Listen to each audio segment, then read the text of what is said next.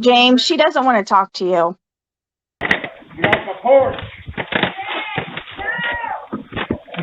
Then, a small community is shaken by scandalous details of a horrific crime. Questionable Facebook posts may have predicted a triple murder. And a 5-year-old saves his mom's life. Let's dive in. It was an ordinary Sunday morning in July 2022 when a chilling 911 call was made to the Shelby County Sheriff's Office. Little did the dispatcher know that this call would soon take a deadly turn. 911, what's your emergency? Hello? There's some guy on my front porch, and he won't leave, and he's got his hands behind his back, and he won't answer me on the ring. Okay. But he left me a voicemail on my phone last night. Where are you at? What's your address? Twin. John, you said... He's trying to lock. I'm sorry. He's trying the door. Dad. No, don't answer the dad. You're off my porch. Dad, no! Oh, my God. Can you please hurry? Okay. Do you know who he is? Hello? Ma'am? Wait, we have guns. 43.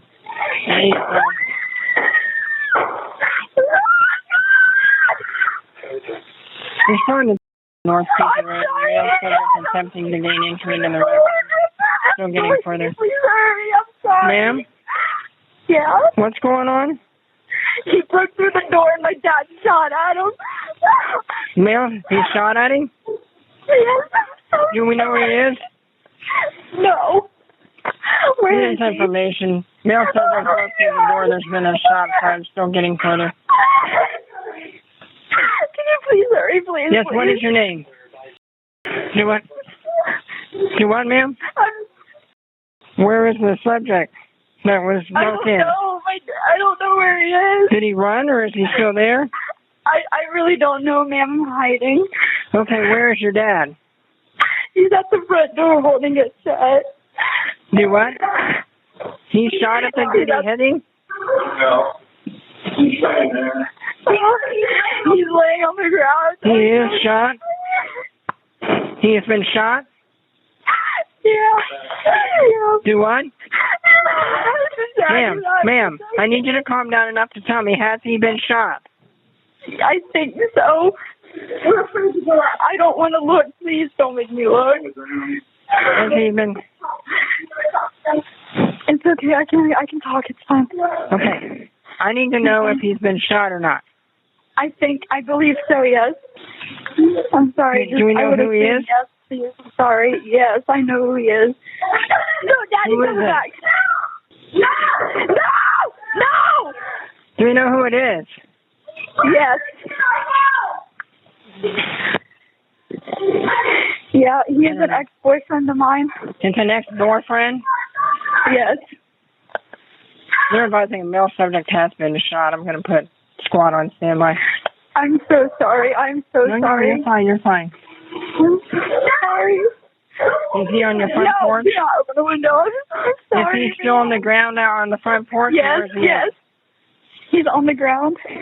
He's trying to break into my house. He tried to break into the house? All right. Stay in line with me. He broke our door in. Trying to get to our daughter. I'm sorry.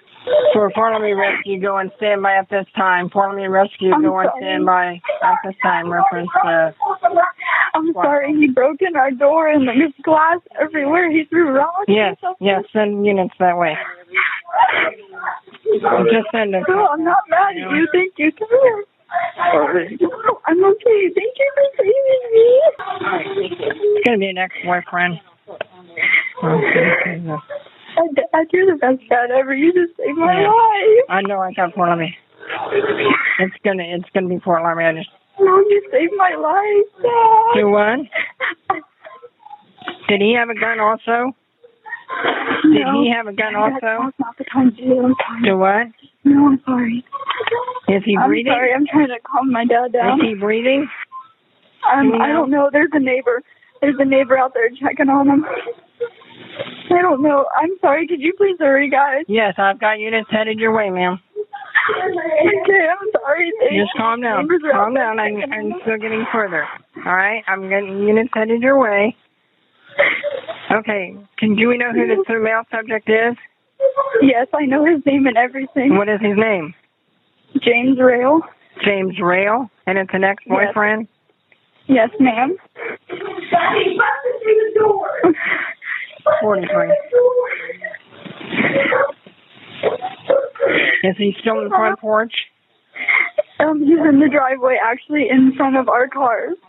Male suspect is down on the ground on their driveway. And there are 2 neighbors outside of my yard checking on him. So, Oh, for a minute. Dad, you just saved my life. You really don't even know. You really did. You're clear. Dad, at that rate, there's nothing you could have done. You saved my life. They're right here in the yard. They're with him. It's okay. I don't know. They're on their way. The man at the door was identified as 22-year-old James Douglas Rayl. According to the caller, Rayl was her ex-boyfriend. He had arrived unannounced and began violently beating on the door, demanding entry. The woman, Allison Duckrow, had received this voicemail the day before. It's James. I just wanted to see how you're doing and maybe hear from you. It's been a while since I've talked to you. Please give me a call back. Thank you. The encounter was captured on the homeowner's Ring doorbell camera.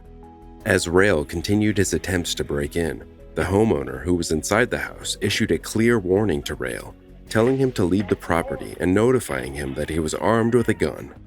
Despite the warning, Rayl persisted. He shouldered the door repeatedly with force, eventually breaking the door open and gaining entry into the residence. It was at this point that the situation escalated to a tragic outcome. Once Rayl entered, the homeowner fired 3 shots, all of which struck Rayl. In the aftermath of the shooting, Rayl staggered from the porch to the front of the garage, where he ultimately fell to the ground. When the sheriff's deputies arrived at the scene, they found the intruder unresponsive. Despite efforts to save his life, he was pronounced dead at the scene. No charges were laid against the shooter, Mitch Duckrow, after a grand jury voted 8-1 against indicting the woman's father. The outcome was largely expected because of Ohio's Stand Your Ground and Castle Doctrine laws, which allow a homeowner to defend themselves without any legal duty to retreat. James Rayl's sister wants a full investigation into the shooting, saying officers were only on the scene for 2 hours before rushing to the grand jury. The woman says her brother had no history of aggression or violence, and nobody will ever know what his intentions were that day. The sheriff's department refuted her claims, saying they did conduct a full and thorough investigation.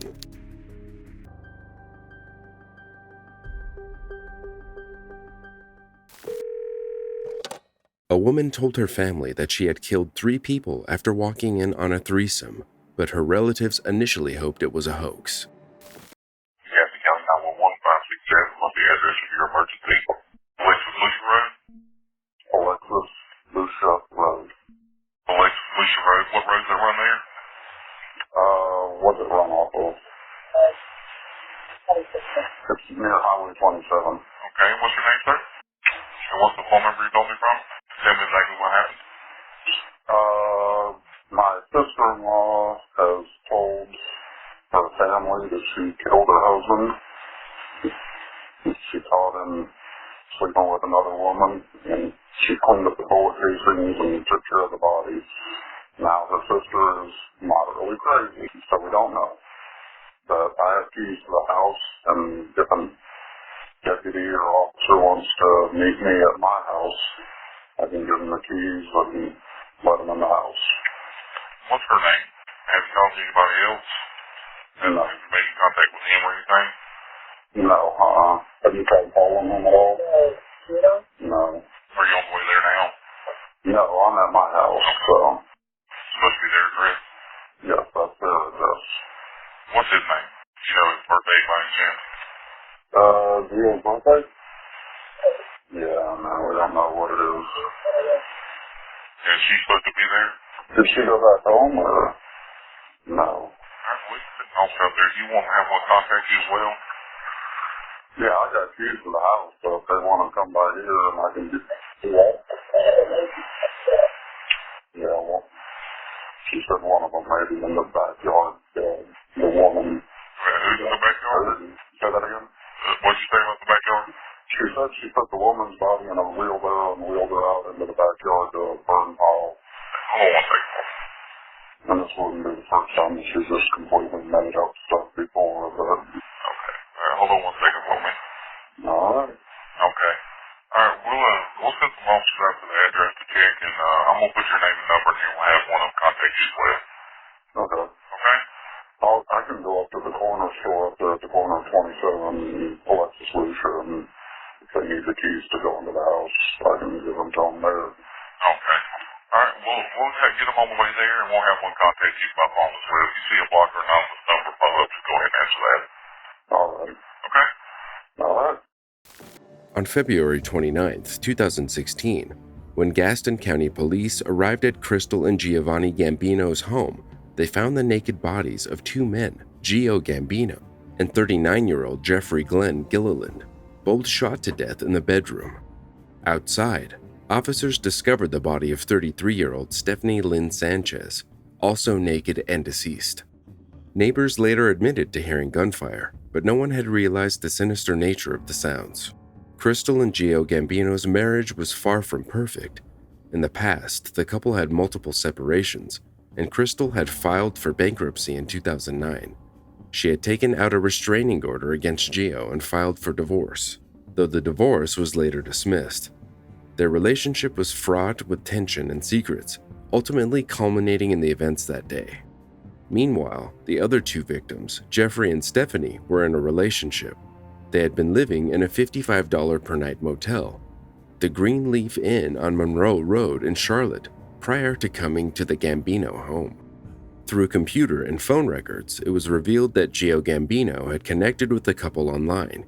He had allegedly invited them to his home for a threesome, offering drugs as payment.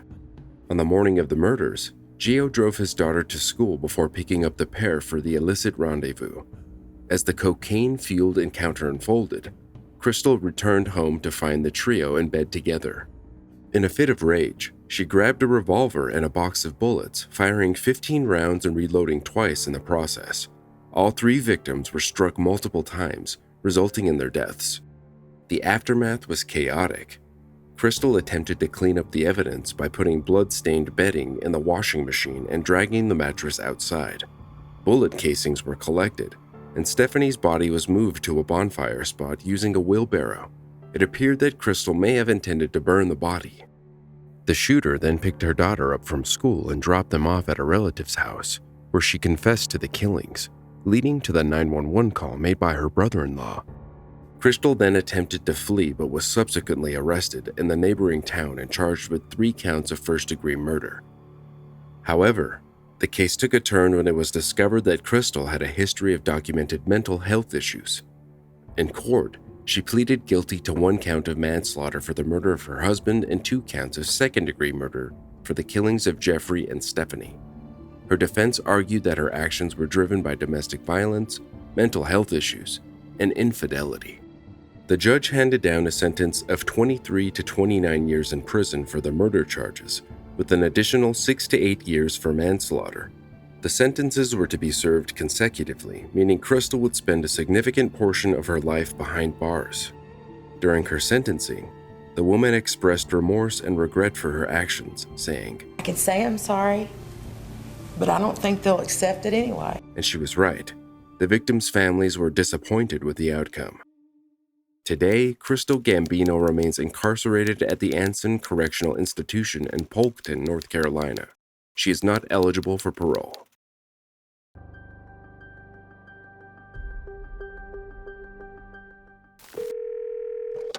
After a custody dispute took a dark and tragic turn, the killer calmly called 911. Greenwood 911, may I help you? Oh, yes, I need an officer. What's wrong?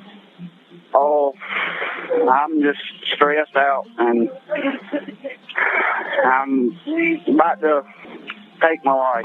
I mean, What's your name? Please put it out. it's unknown. Okay, do you have a weapon with you? Huh? Do you have a weapon with you? Yes. Get in there. Don't point at me.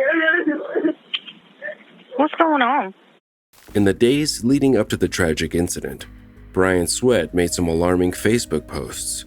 But were there clues that he intended to kill all along? The relationship between the 27-year-old father and 26-year-old Chandra Marie Fields became increasingly fraught with tension over time, until an ongoing custody dispute over their daughter, Ava, reached a boiling point, setting the stage for the 2013 shooting. When SWAT arrived at the Greenwood County, South Carolina residence, they found bodies scattered throughout the home. The victims included Chandra, her 51-year-old father, Richard Allen Fields, and her 49-year-old stepmother, Melissa K. Fields, as well as two young boys, William Asa Robinson and Tariq Kenyon Robinson, nephews of Chandra. As investigators combed through the devastating scene, they established the order of events leading up to that day. In a chilling Facebook post dated October 20th, Sweat alluded to his legal troubles, writing, "I just hope this judge don't slap me with the whole 45 years. On the day of the shooting, he had skipped a court hearing on charges of first-degree burglary and petty larceny." On October 29th, Sweat broke into Chandra's father's home and lay in wait for the family to return. When Chandra, her parents, and two young nephews arrived, they were met with the unthinkable. Miraculously, amidst the chaos, 4 children were spared, including Ava and Chandra's 2 older daughters. Sweat instructed them to leave the house, and they sought refuge at a neighbor's residence. Around 6 p.m., Sweat's parents received a phone call from their son. With a heavy heart, Pam Sweat recalled her son's words, "I'm sorry for what I've done. I love you." When she pressed for more information, he admitted, "Yeah, I killed somebody." The sound of sirens in the background signaled the arrival of law enforcement as the call came to an end. There was no sign of a struggle inside the house. While deputies had responded to at least one previous quarrel between Sweat and Fields, the couple had no history of domestic violence. Bryan Sweat's background, however, revealed an extensive criminal record, including arrests for assault, battery, grand larceny, forgery, burglary, and petty larceny. Despite his record, Sheriff Davis remarked, "I see nothing in his prior record that would indicate anything of this magnitude."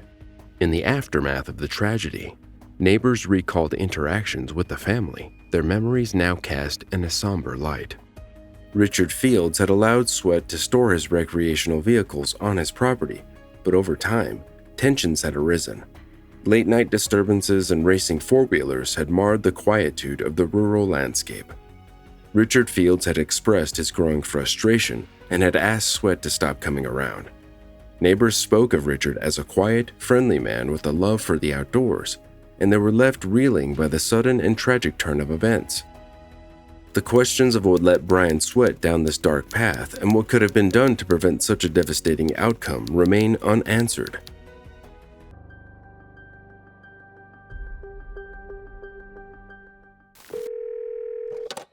Because it's only like 2 1s and only 1 9.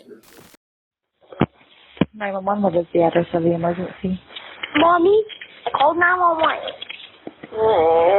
Hello. What? Hello. Hi. Well, my mom shakes.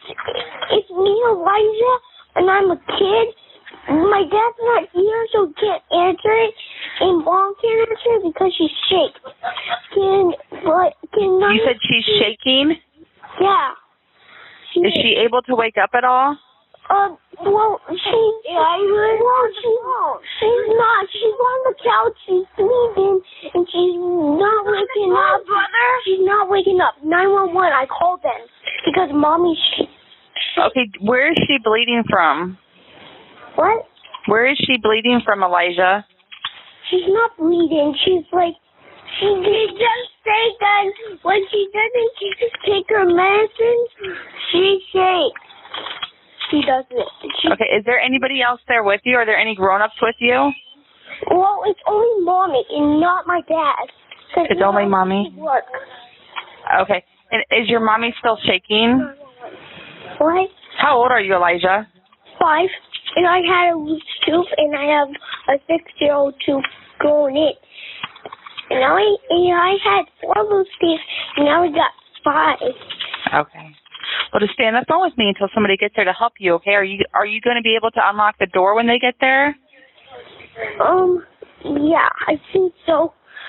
'Cause it's right next to the doorknob. Okay. Okay, and is it your brother or your sister who's there with you, Elijah? No one's here except Mom. Just you and Mom? And brother. He's 4. And brother? Mom and Eli and Calvin. We all are here. Okay. It's only Calvin, me, and Mom. That's why I called 911. That's a very good thing that you called 911 to help her. Yeah. We're going to get you some help over there, okay? Is she still shaking? No, she's sleeping. She's sleeping now? Yeah. Are you able to wake her up at all? Nope, not at all. Not at all. She's still sleeping. And what is your mommy's name? Kristen. Kristen? Yeah. It's at house. Webster Street. Yes. Daddy has a new car and has a blue car with lids on it. Okay? Okay. Is Daddy's car still there, or does Daddy have it at work? Well, Dad's truck is at work. His new one with no ladder, and the blue car's still here. Okay, there's going to be an officer pulling up here pretty soon to help your mommy, okay? Are you able to watch out the window for them? Yes. Do you see the officer, Elijah? Yep, I do. I do see the police officer. You do? Can you go unlock the door for the police officer? Yes. We'll check if it's locked, though. Okay, yep, check if it's locked first. It's unlocked. Okay, what's going on? My mom shakes. She shakes? Yeah. Elijah Cassiano was at home with his younger brother on January 26, 2022, when he realized his mom, Kristen, was unconscious on the couch. She was having an epileptic seizure. Thankfully, Elijah's parents had trained him on what to do in that situation. The 5-year-old knew Kristen hadn't taken her medicine and quickly called for help.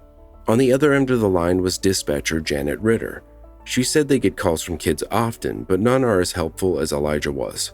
And the two got to meet each other when he was honored as a kid hero. The Fort Wayne CCP board, which includes County Commissioner Richard Beck, Sheriff David Gladeau, and the police and fire chiefs gave Elijah a special certificate and a superhero cape. The little boy also got to meet a superhero himself, Captain America. For more True 911 calls, watch this episode next.